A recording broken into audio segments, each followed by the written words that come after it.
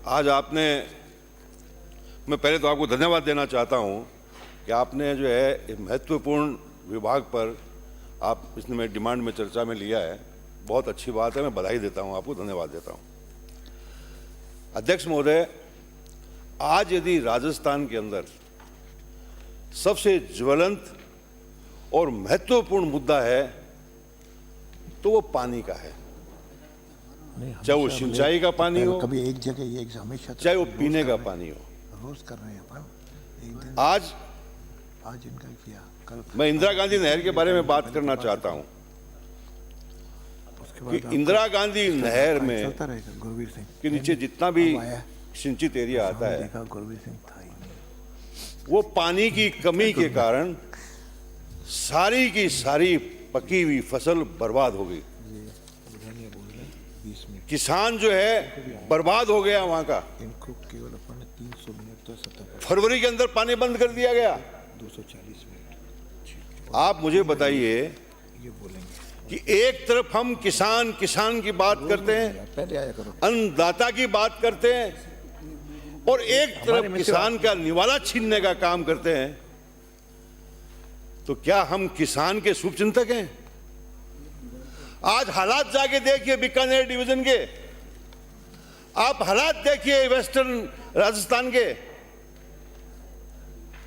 आज किसान आंदोलित है, किसान सड़कों पे है, उसकी आंखों के आगे उसका निवाला छीना जा रहा है, उसकी फसल बर्बाद हो रही है, और सरकार कह रहा है पानी नहीं है। अरे किसानों के प्रति इतना तो असंवेदनशील मत रहो।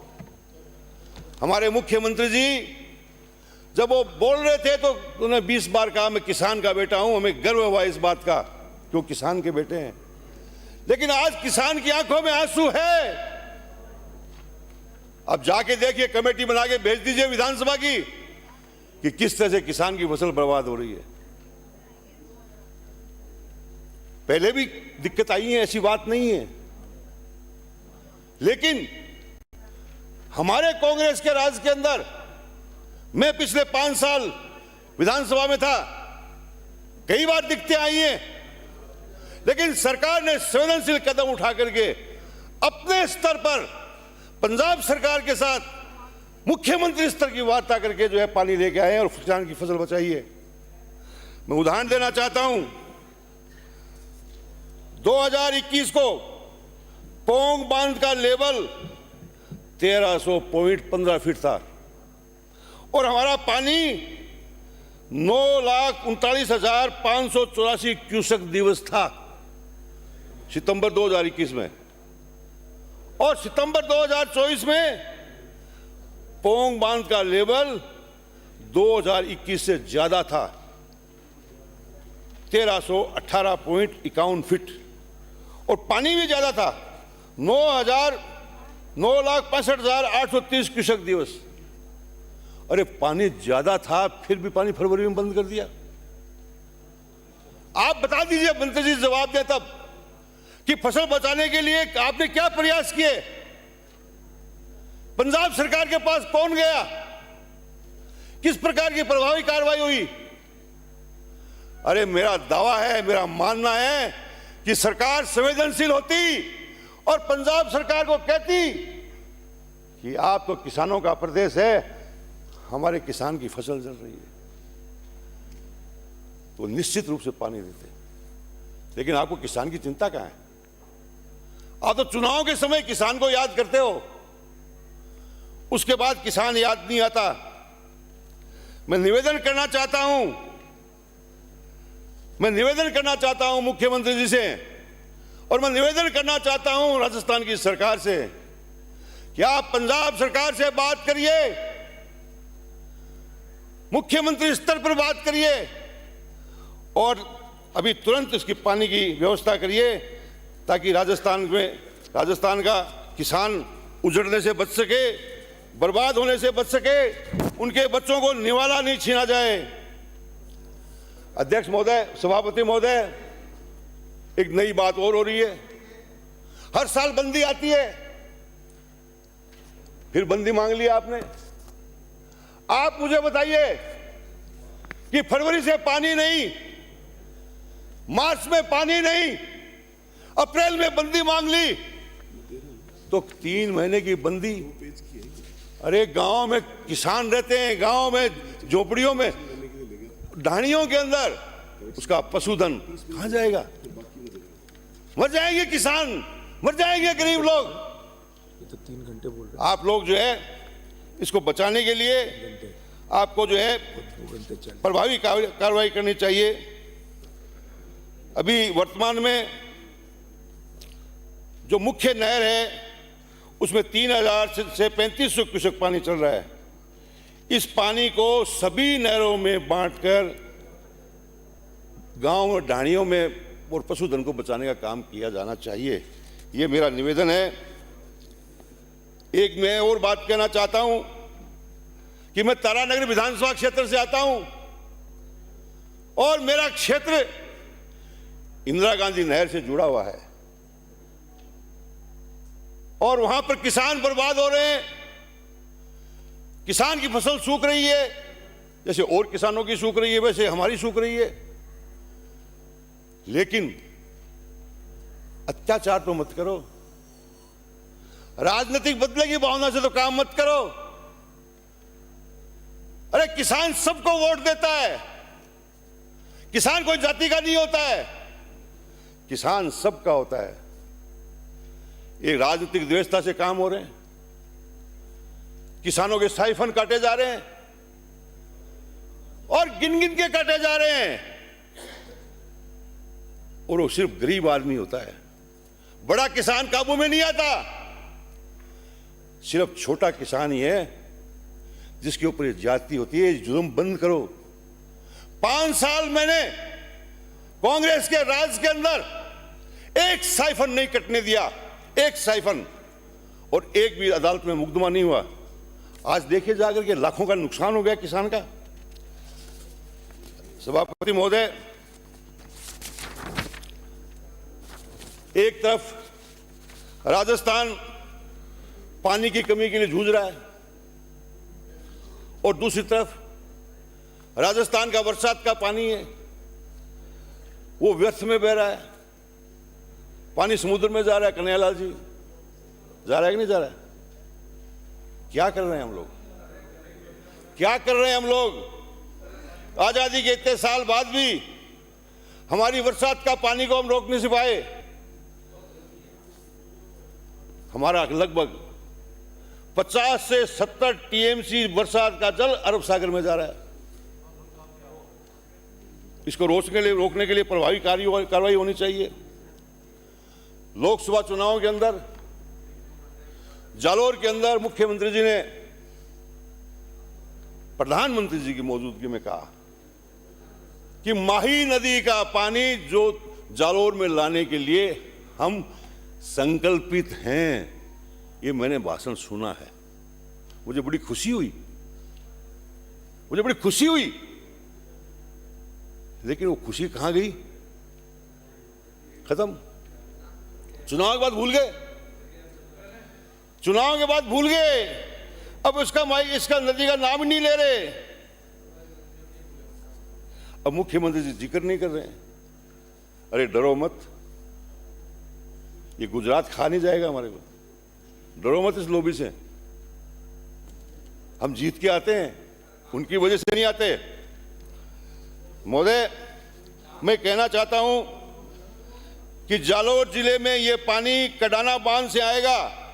ये पानी गेविती फ्लो से लाया जाएगा, जिसकी फिजिबिलिटी होने की तकनीकी स्वीकृति भी जारी हो चुकी है। माननीय सदस्य महोदय, काम चल रहा है उसके ऊपर। अच्छी बात है, काम चल रहा है तो, लेकिन धरातल पे दिखाओ तो सही। आप जवाब में बता देना मेरे को क्या काम हुआ है। आप जब जवाब दे मंत्री जी तो आप कहलवा देना कि कितना काम हुआ है। बीच में नहीं बोला कोई भी। आप बताएं ये बात को। पिछले बजट घोषणा को आप चेक करें, उसके अंदर सब कुछ स्पष्ट दिया हुआ है। 7000 करोड़ का प्रावधान लिया हुआ है। 7000 करोड़ का प्रावधान है पिछली बजट घोषणा में। बीच में ना बोले। माननीय सदस्य, आप अपनी बात को जारी रखें। आप भी इनसे बात न करें, आप तो अपनी बात कहें। अरे आप चुप रहे। सभापति महोदय, ईआरसीपी का नाम बहुत जोरों से लिया जा रहा है। ईआरसीपी कभी आप नाम बदल देते हैं, केपीसी कर देते हैं, फिर कभी आप राम सेतु कर देते हैं। इससे पेट भरने वाला नहीं है। नाम बदलने से पेट भरने वाला नहीं है। धरातल पे क्या है? धरातल पे बताइए। जनता है, ये सुनती भी है और फैसला भी करती है। जनता भी फैसला भी करती है। आप तो मुझे भी तो बता दीजिए, क्या किया आपने, बता तो दीजिए इसके बारे में स्पष्ट रूप से। जनता अंधेरे में है। आप तो अपने जवाब में यही बता दीजिए कि जल संसाधन में कितना पैसा आवंटित था, उसमें कितना खर्च हुआ, ये तो बता दीजिए। और फिर जो है ईआरसीपी करिए काम, हमें खुशी है। मुझे बहुत खुशी हुई इस बात की कि मुख्यमंत्री जी जब मुख्यमंत्री बने तो उन्होंने पहला काम कहा, मैं पानी लेके आऊंगा। समझौते की अग्रसर हुए। हमें बहुत खुशी हुई। मैं धन्यवाद देना चाहता हूं उनको कि उन्होंने प्रयास करने की कोशिश की, लेकिन प्रयास ही रह गए, वास्तविकता से दूर हो गए। आज वास्तविकता क्या है? इस वास्तविकता पे आने की जरूरत है। आप ईस्टर्न की बात करते हैं, हमारे पश्चिम की तो बात ही नहीं करते आप। हम कितने लोग पानी के लिए जूझ रहे हैं, आप उसके बारे में भी तो सोचिए। आप उसके बारे में भी कोई योजना बनाइए। आज हमारी नहरें टूटी हुई पड़ी हैं, मरम्मत नहीं हो रही। मरम्मत के नाम पे जो है झूठे बिल बनाए जा रहे हैं, सफाई के नाम पे बिल बनाए जा रहे हैं। कोई काम धरातल के अंदर हो नहीं रहा है। मैं ये कहना चाहता हूं, माननीय सभापति महोदय,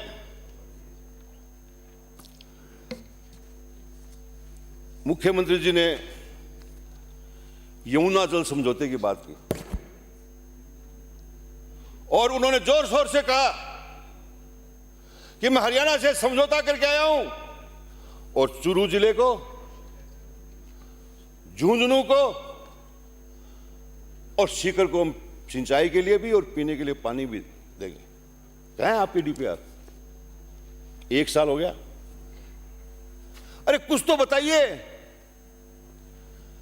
आपने जो है पिछले वर्ष इतना जो है इसके लिए हल्ला मचाया। इस बजट में क्या स्थिति है श्रीचंद जी? आप बजट में यमुना जल का नाम तक नहीं लिया। ये है आपकी घोषणा की स्थिति। मैं प्रयास की, जो प्रयास हो रहे हैं मैंने उनके लिए धन्यवाद दिया है। मैं 1993 में राजस्थान की विधानसभा का सदस्य था। भैरू सिंह जी मुख्यमंत्री थे। उन्होंने 1994 के अंदर समझौता किया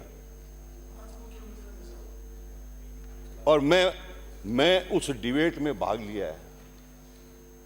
मैंने भाग लिया उस डिबेट के अंदर। मुझे 94 की बात भी याद आती है और 94 से लेकर के आज तक क्या हुआ देख लीजिए। क्या हुआ देख लीजिए। प्रयास तो और मुख्यमंत्रियों ने किए, वसुंधरा जी ने भी किए, स्वीकार करता हूं मैं। अशोक गहलोत ने भी जो इसके ऊपर खूब काम किया। अब भजनलाल जी की सरकार कर रही है, भजनलाल जी कर रहे हैं। आप बताइए हम खड़े कहां हैं? आप कहते हैं हम पाइपलाइन से पानी लेके आएंगे। कौन डालने देगा पाइपलाइन आपको? और पाइपलाइन डाल भी दी तो हरियाणा के मुख्यमंत्री जी क्या कह रहे हैं? 1 बूंद पानी नहीं देंगे हम। 1 बूंद पानी नहीं देंगे तो पानी आएगा कहां से? और ये पानी कैसे आ रहा है? ये फ्लड का पानी हमें मिलेगा। आप बताइए फ्लड कब आता है और कितने समय आता है? और फ्लड का पानी इस पे जब इतना खर्चा करने की बात कर रहे हैं तो फ्लड का पानी किसी से रुकेगा क्या है?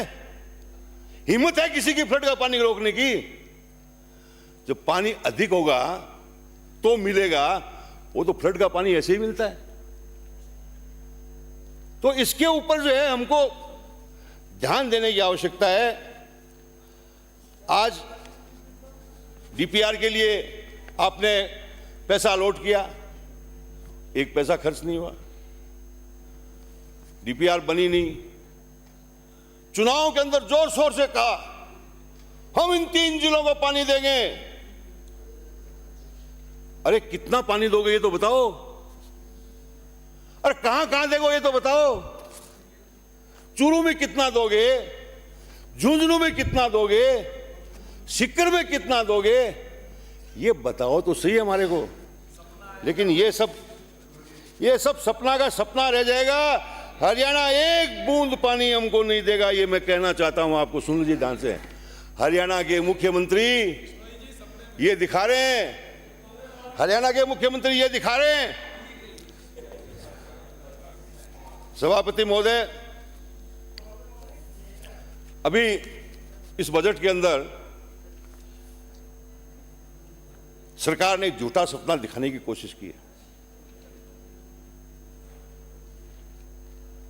इस बजट में बताया गया है कि साहवा लिफ्ट कैनाल के अंतर्गत तारानगर चूरू में सिंचित क्षेत्र में वृद्धि किए जाने हेतु डीपीआर बनाई जाएगी। ये साहवा लिफ्ट कैनाल कहां है भाई? इसका तो नाम ही बदल दिया। साहवा लिफ्ट कैनाल थी पहले, फिर सरकार ने चौधरी कुंभाराम लिफ्ट कैनाल कर दी। तो आपको अधिकारी ये भी नहीं बता रहे कि इस लिफ्ट कैनाल का नाम क्या है, या तो बताना नहीं चाह रहे, या उस महान नेता का नाम लेना नहीं चाहते आप,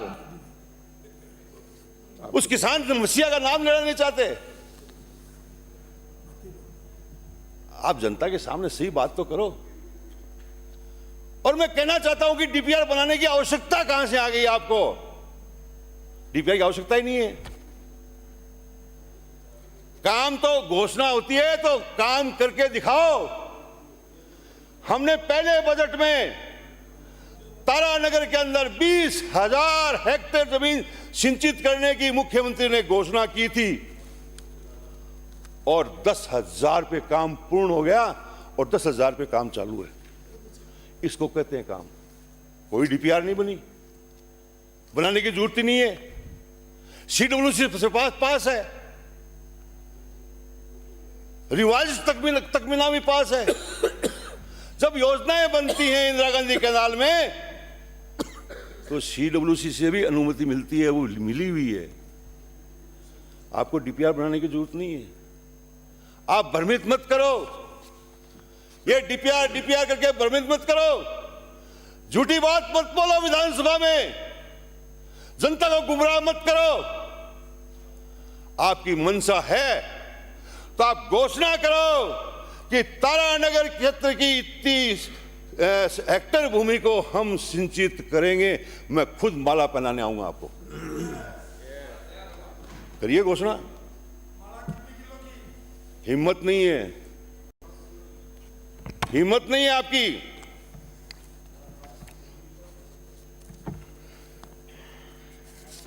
सभापति महोदय,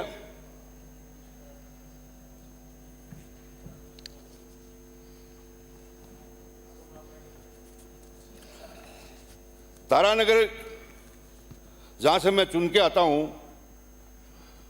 वहां ये सही बात है कि पहले इसका नाम सावा लिफ्ट कैनाल था, लेकिन सावा जो कस्बा है उसके नीचे जो जमीन है किसान की और आसपास का जो क्षेत्र है वो सिंचाई से वंचित है। आज किसान आंदोलित है, उनकी मांग वाजिब है कि हमें भी नहर से जोड़िए। मैं मांग करता हूं मुख्यमंत्री जी से, निवेदन करता हूं हाथ जोड़ के कि सावा को आप सावा और सावा के आसपास की जमीन को सिंचित घोषित करिए। जब 12 तारीख को बोले तो आप इसकी भी घोषणा करें, मैं उम्मीद कर रहा हूं। सभापति महोदय, किसानों के साथ अन्याय मत होने दो। आज जो हमारे तारानगर के अंदर 20,000 हेक्टेयर जमीन पर नहर बनी है, किसानों की जमीन आवाज हुई है। छोटे छोटे किसान हैं, छोटे छोटे जमीनें के टुकड़े हैं उनके पास, वो जमीन चली गई उनकी, उनको मुआवजा तो सही मिलना चाहिए। मुआवजे का कायदा है मंत्री महोदय कि आपकी जो रेट है उसे 4 गुना अधिक होती है, इसलिए अन्याय मत करना। वहां ये चल रहा है कि हम 3% बढ़ा के देंगे, 3 गुना। ये 3 गुना नहीं, 4 गुना बनाने का हक है। और मैं कहना चाहता हूं, मेरी बात को आप हल्के में मत लेना। ये बात बहुत बड़ी बात होगी, किसान सड़क पे आ जाएगा, आंदोलन हो जाएगा, तो ये बड़ी दिक्कत हो जाएगी। सभापति महोदय, मैं सिंचाई की बात कर रहा था, पीने के पानी की बात करना चाहता हूं। आपकी सरकार बनने के बाद सबसे बड़ा संकट कोई आया है तो पीने के पानी का रहा है। आप सब जानते हो इस बात को। अरे ये कब तक करोगे? आपने किया। अरे हमने नहीं किया हुआ तो हम यहां पर बैठे हैं। अब तो आप बैठे हो, करो तो सही, कुछ करके तो दिखाओ। करके दिखाओगे तो जनता देखेगी। देखिए, अभी गर्मी है, अभी गर्मी है, गर्मी गई पीछे, सर्दी गई। अब सर्दी में भी पानी के भयंकर संकट हो रहा है। 1 महीने तक पानी नहीं आता है। सभापति महोदय, 1 महीने पानी गांव में नहीं आएगा तो वहां के लोग कैसे जिंदा रहेंगे? इसके ऊपर गंभीरता से विचार करना चाहिए। मैं कहना चाहता हूं मंत्री महोदय, ये टैंकर माफिया हावी है इस विभाग के ऊपर। आप कंट्रोल करिए उनको। वो मिले हुए अधिकारियों से वो पानी जाने नहीं देते गांव में। 1-1 हजार रुपए में टैंकर बेचते हैं। किसान को, गरीब को लूट लिया उन्होंने।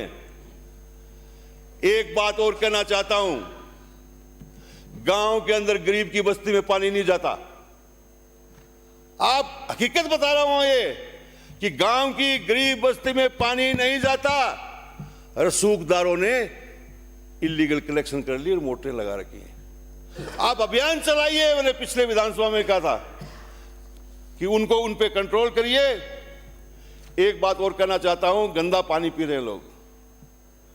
हमारे एरिया में नहर का पानी इतना जहरीला आता है, कैंसर के केस दिन प्रतिदिन बढ़ते जा रहे हैं। गाड़ियां फुल जाती हैं, कैंसर के नाम से गाड़ियां चल रही हैं, और बीमारियां हो रही हैं। किडनी खराब हो रही है, लीवर खराब हो रही है, पीलिया हो रहा है लोगों को। जहरीला पानी पी रहे हैं, इसके ऊपर विचार करना चाहिए।